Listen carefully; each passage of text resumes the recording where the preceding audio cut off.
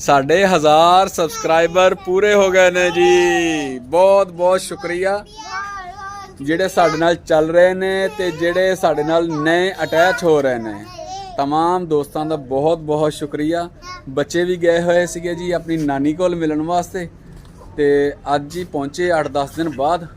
मैं सोचा कि चलो साढ़े 1000 सबसक्राइबर भी पूरे हो गए ने ते एक छोटा जिहा शुक्रिया का क्लिप बना के दोस्तों नाल शेयर करते हैं ते नाले कुछ नई एंट्रियां भी हुई ने वो भी दोस्तों को चेक कराने हैं। सही हो गया जी माशाल्लाह जी। साढ़े सारे परिंदे जिहड़े हैप्पी तुरे फिरदे ने ते आ भी हैप्पी ने ये भी हैप्पी ने है ना जी। बाय बाय कर दे बाय बाय। साडे एंट्री है जी कबूतरां दे बच्चे निकले है साडे। ये आ नारा जी साडा ते आ मादी है जी। सही है जी।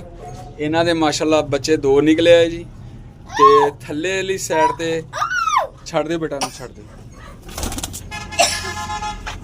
आ जी असी एक कुकड़ी अज होर अपनी चूची जिहड़ी है पहले क्लच दी सीगी पिछले सीजन दे विच ते आंडे इहदे पूरे हो गए जी ते इहदी तकरीबन 10 तो 11 महीने तक उम्र है ते माशाल्लाह जी अगों आंडे सांभी बैठी है आंडे लैके बैठी हुई है। अज इनू असी बिठाता कुड़क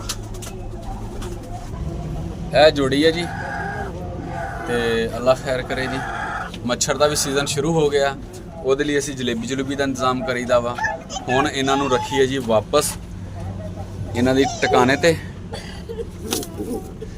ਤਾਂ ਕਿ ਉਹ ਸਾਂਭ ਲਵੇ। ਨਹੀਂ ਬੇਟਾ ਛੋਟੇ ਬਹੁਤੇ ਹੈ ਇਹ ਬਹੁਤਾ ਨਹੀਂ ਫੜੀਦਾ ਇਹਨਾਂ ਨੂੰ। ਉਹ ਚਲੇ ਗਏ। ਚਲੋ ਜੀ हाँ जी यदी बना ली जी बेटा यदी बना ली वीडियो। चलो जी हुन शुक्रिया कर दे जी। शुक्रिया सब दा शुक्रिया शुक्रिया बहुत शुक्रिया। हाथ ला दो हाथ ला दो। अल्लाह निगहबान जी।